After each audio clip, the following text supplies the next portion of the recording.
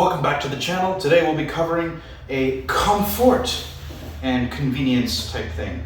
Today we're going to be installing a Wunderlich Footpeg lowering kit. For those of us who own an R9T, or maybe you're just curious to see maybe it's worth it, what's the actual difference? You know, there's not too many videos online and there's sparse information on the internet. First thing you'll notice is it inherently being a Footpeg lowering kit. What you'll be doing is you'll be opening up the gap here in your knee. I am of average size, North America at least, 5'8" on a good day, and unfortunately, 110 kilos. That's usually after lunch. It gets a little difficult riding this thing after about an hour. It's not so comfy. It looks the business, hey? And it goes places. Here's a picture of where I crossed a river. These things can go places. Whether it's meant to or not, that's beside the point. Don't worry about it. What we're here for is comfort. You want to get to these fun places, right? Well, let's find out how to install these. First step is always the bucket or milk crate. Cleanliness is entirely subjective. Next is going to be your standard issue toolkit, or if you're so inclined, you'll also need your overpriced Wunderlich kit and your old mate, Mr. 242. Manuel, throw that in the bucket. Bracket, another bracket. And bag is empty. Oh, look at that! They give you paste. You mean I don't even need 242? And associated hardware.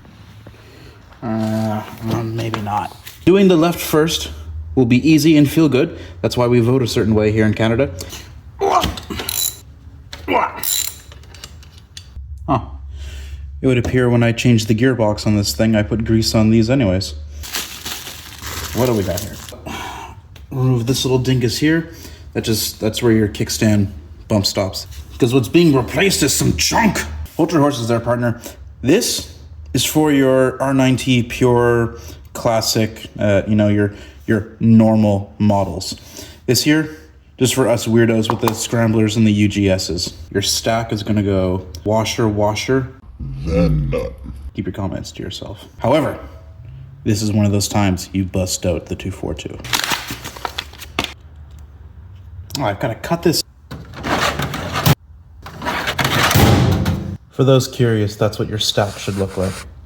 You got your countersunk hardware, countersunk bracket, 2 and 2 together. I don't need to tell you this.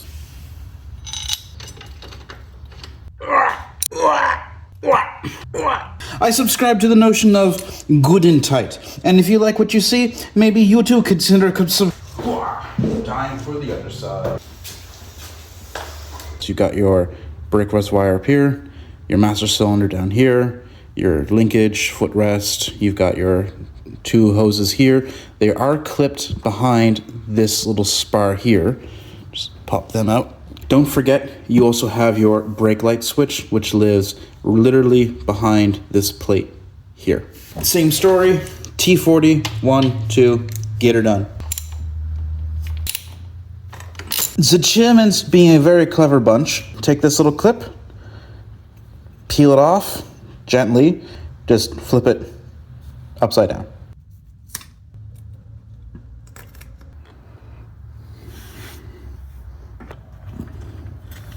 Before we get too far into it, make sure you can put your brake switch cable back home.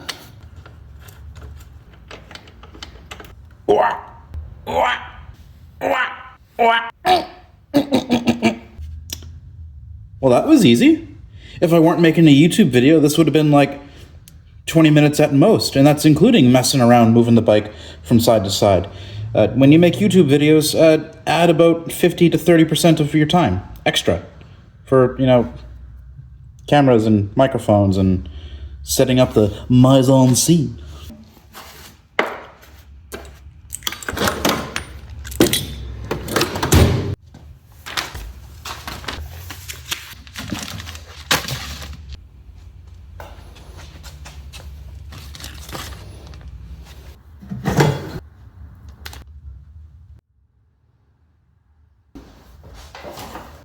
Straight off the bat, initial impressions are my knee is now much more closer to the snorkel.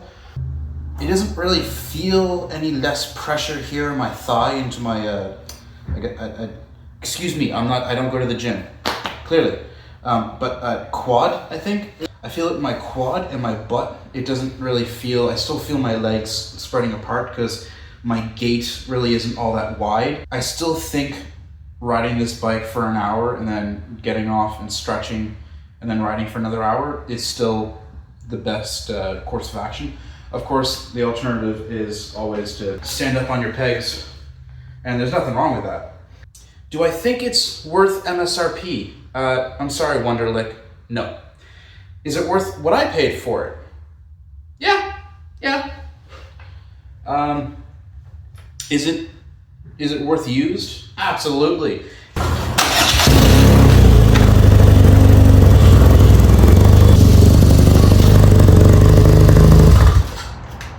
Okay, doing a quick ripper in the bottom of the neighborhood. Yeah, it feels much better. If you can pick these things up used, eBay is your friend. So is the R9T Owners Forum.